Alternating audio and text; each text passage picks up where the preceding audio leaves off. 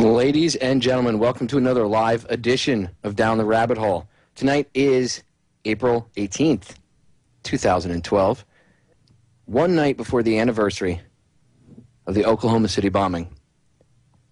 Now, I wanted to spend the 2 hours tonight going over the Oklahoma City bombing, and I could have sat here and just blabbed to you guys, perhaps maybe played an audio clip here or there from a film or two. But rather than do that, I decided to do something a little better. And tonight, I was able to get two of my friends, two men you've heard before on the show, two filmmakers, two members of the team, I should say, that created this film, A Noble Lie. I want to welcome back to the show James Lane and Holland Vandennieuwenhof. Welcome back. Popeye, thank you for having us on. Appreciate it, man. Yeah, I was excited actually to be back on your show, Popeye. You were in a great outfit here. Yeah, we had a great time last time. I mean, we covered a lot of information that we're not normally able to cover on other shows, man. You really covered the spectrum.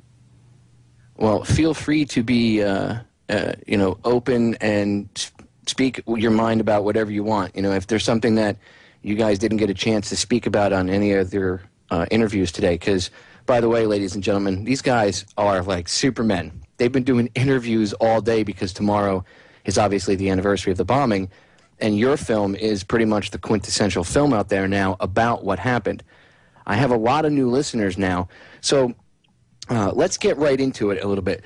Either one of you guys could decide which one of you wants to start, but go ahead and give the listeners a little bit of information about the bombing and what you've uncovered so far and why your film is so important. For those of you interested, of course, you can go to anoblelie.com. But I guess I should start out with the official story because a lot of younger people may not be especially familiar with the story, especially if they didn't live through it and see it on the news. 17 years ago tomorrow, April 19th, 1995, the federal building in Oklahoma City was bombed. It was blamed upon Timothy McVeigh, a person who drove a Ryder truck in front of the Murrah building and left it there to explode as revenge for Waco, which had ended in a catastrophic fire 2 years to the day before the bombing. The extent of the conspiracy, according to the federal government, was Tim McVeigh, another Army buddy of his named Terry Nichols, who helped him construct the bomb in Kansas, and only one other person in the universe knew of this plot, another Army buddy named Michael Fortier, who served a 10-year sentence and disappeared in the Witness Protection Program. Terry Nichols is in jail for the rest of his life, and Tim McVeigh was executed on June 6th of 2001. Well, and, several years ago, we founded We Are Change Oklahoma, and a mutual friend introduced me to Holland Vandennieuwenhof and Chris Emery, and I realized that I had in the midst of our organization probably the world's foremost experts on the Oklahoma City bombing. I mean, these guys are walking encyclopedias. In combination with Wendy Painting and her research in her doctoral thesis on the Oklahoma City bombing, we really had all the elements that we needed to put a cohesive story together, encapsulated in one 2-hour format that we could take to people and show them, even the uninitiated. This is a methodology that we have experienced in our street activism, where, those one-on-one conversations, which ones produce the best results. And I think that Manny Badillo had probably one of the most effective methodologies where you bring the victim's family members in and you gain the emotional credibility. Then you bring in the technical experts and you get the technical credibility. And at that point, nobody can really go against you without some sort of emotional response. And we've shown this documentary to many skeptics that said that they showed up expecting a conspiracy movie, and when they walk away, they say that was an expose. We don't lead anybody to conclusions. We only present documented evidence and eyewitness testimony, and we we allow the viewer to use their own intelligence to discern for themselves what is truthful and what is not. And this has been a very effective methodology in bringing the uninitiated into the methodology of the falsified terror attack. And you guys have had some good feedback from the movie. Like, people are, obviously the movie's waking people up. I know it has, but like, on your end, have you had people, emailing you and saying, "Oh my God, this opened my eyes"? Well, the Oklahoma City bombing is that case is such a demonstrable case of the official story being utterly false from top to bottom and so easy to disprove. And when you realize the magnitude of that lie, when people realize for a fact that their government is capable of committing this kind of cover-up on this kind of atrocity, contrary to every kind of program we've been given our entire life, people can realize that this kind of government can lie, cheat, and steal about anything. So it is a wake-up tool, and it's also a way to rob the ruling class of their, or whatever you want to call them, of their false flag terror tool, exposing it and exposing its machinations. So if they try it again, people will wake up immediately. You have to remember that the Oklahoma City bombing happened in 1995 in the infancy of the internet, and certainly the dissemination of information wasn't not even a percentile of what it is today. If they tried something as sloppy as Oklahoma City again right now, I think it would blow up in their face immediately. Hopefully, we are learning faster than they can learn to cover things up. Well, and we took what would have been a 10-hour documentary and boiled it down to the most provable essence, you know, and that's what got it down to 2 hours. And I think that when we look at people like Kurt Haskell, who saw the underwear bomber, who had questions about the official story of 9/11 and said he was determined not to allow a cover-up to happen in that event, we see how exposing the methodology of state terror actually saves lives. And I think that we are actually taking the tool of the false flag terror attack out of the toolbox of the global oligarchy.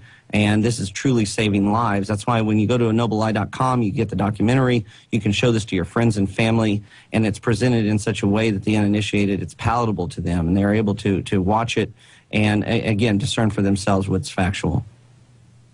I got to say, before I had seen your movie, the only other movie I'd seen, there was one, there was a YouTube link I remember you had sent me a long time ago, James, that I had watched. You guys might have even put it together, or somebody in We Are Change Oklahoma might have put it together. It was a movie about, it was kind of like, you could tell it wasn't, you know, super professionally, you know, funded or anything like that, but it brought a lot of evidence about a lot of the stuff that I had never seen before. And besides that, I'd only seen that other one. What is it called? Murder in the Heartland. So there's really no other good films out there. I mean, Murder in the Heartland's great, but you guys knocked it out of the friggin' park. Well, that was Pat Shannon, and that was done during the 90s. And you also had State Representative Charles Key, who did What Really Happened in regards to the Oklahoma City bombing, again, in the 90s. There hasn't been anything done in this century that actually encapsulated the entire story in a way that was understandable and be able to see the big picture, you know. And that was our goal here, was to spur new investigation. There are so many people that investigate the incident of 9/11, but there's no real investigation about the Oklahoma City bombing beyond what, you know, this small group of people have done. We wanted to present this to the world and spur people to do their own research and actually, you know, bring new information to light. We hope to encourage folks with what we have done here and actually, you know, get them involved in this cover-up, because it is so easy to expose. It's so easy to poke holes through the official story, much more so than any other false flag that I've ever seen. And I think it's a shame that there's not more information out there about it. That's why we had to do this. It is an amazing film. I'm going to cut you guys off right there. Ladies and gentlemen, don't go anywhere. 3 minutes. We'll be right back. Break time is fast. You know how my show goes. Blink of an eye. Don't go anywhere. We will be right back. What you did that day, kill your own citizens to advance your ways. All my real patriots stand up and say 9/11. The Oklahoma City bombing was an inside job.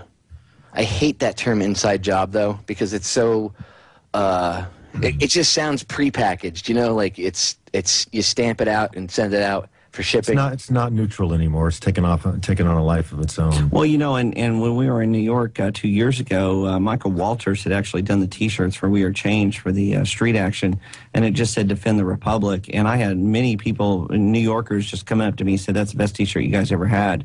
The inside job idea, I think, while it is palatable to those of us that understand the bigger picture, the people that don't understand it, it's offensive to them. And just something as simple as "Defend the Republic" was very well received. I agree. And I catch myself, like I have a bumper sticker that says 9/11 was an inside job. I like to, you know, whatever, it's been on my... You like to get pulled over? Yeah, right. I've always had usually positive. The only interaction I ever had was positive from truckers, people driving by, honking, giving me a thumbs up. Yeah, Recently, actually, I had somebody a lady drive up to me, and because I have my military tags down here in Florida, you can get different military tags. So I have my old service tags on the back of my vehicle, and she pulls up and she sees the sticker, and she proceeds to yell at me on the highway how I should be ashamed of myself because of who I am that I have that bumper sticker. So I gave her instead of yelling back at her, I really pissed her off. I just looked at her, smiled, and gave her the Miss America wave. Dude, she freaked out. It was great. But yeah, that's the only negative attention I've ever had from it. Well, and that's one thing that we see in the street actions. I think a lot of the new people that show up expect to have confrontations. And I have to say that the vast majority, maybe as much as 98, 99% of the people that we talk to at the Oklahoma City Bombing Memorial are very open to discussing the questions because, most people in Oklahoma have questions about what happened. It's been very rare that we ever encounter anybody that's negative, and it's really light. And to that point, tomorrow at 8 a.m. at the Oklahoma City Bombing Memorial here in Oklahoma City, we will be doing a major street action with We Are Change Oklahoma. We're going to be handing out 500 free copies of the documentary A Noble Lie to all of the people that are present at the memorial ceremony getting the earful of the official story. We're going to be there, giving the truth to the people that have been lied to for so long. And, anybody that is within driving range, everybody is welcome. You can come out and you can talk to people, or you can not. Just simply hand out DVDs, or you can get on those one-on-one conversations and change minds, whatever you're comfortable with, but everybody is welcome. So you guys are actually handing out copies. What did you say, 500 copies of the movie? 500 copies of the movie. That's amazing. Pocket. Yes, we're just, to us, that was our whole goal in this movie. That's a lot of copies, by the way, just in case anybody is not sure. For like a street action, that's a lot. Well, obviously we wanted to break even. Most of this documentary was produced out of our own pocket, and we've done it at this point, and we just want to kind of give back. It's about getting the message out to the people and countering the official narrative. We see the institutionalization of the lie here in Oklahoma, while the same year that the legislation was trying to be passed to teach the Constitution and the compulsory schooling in Oklahoma, it was struck down. They passed the legislation that said the official story of Oklahoma bombing would be taught in the public schools. And when I was in New York last year, I had my We Are Change Oklahoma shirt on, and I had a guy come up. He's like, "Oh, Oklahoma." He goes, "I'm from the Bombing Memorial." "Really? What are you doing here?" And he says, "Well, I'm here to teach these guys how to do what we're doing in Oklahoma City." And we see the same legislation passed in New York City to teach the official story of 9/11 to the compulsory schooling there. It's about the institutionalization of the lie, and it's up to us to counter that. If we're not, nobody else will. The show, James Lane and Holland Vandennieuwenhof. Welcome back. Popeye, thank you for having us on. Appreciate it, man. Yeah, I was excited actually back on your show, Popeye. You were in a great outfit here. Yeah, we had a great time last time. We covered a lot of information that we're not normally able to cover on other shows, man. Ladies and gentlemen, welcome to another live edition of Down the Rabbit Hole. Tonight is April 18th, 2012, one night before the anniversary of the Oklahoma City bombing. Now, I wanted to spend the 2 hours tonight going over the Oklahoma City bombing, and I could have sat here and just blabbed to you guys, perhaps maybe played an audio clip here or there from a film or two. But rather than do that, I decided to do something a little better. And tonight, I was able to get two of my friends, two men you've heard before on the show, two filmmakers, two members of the team, I should say, that created this film, A Noble Lie. I want to welcome back to... You really cover the spectrum. Well, feel free to be, open and speak your mind about whatever you want. If there's something that you guys didn't get a chance to speak about on any of your interviews today, because, by the way, ladies and gentlemen, these guys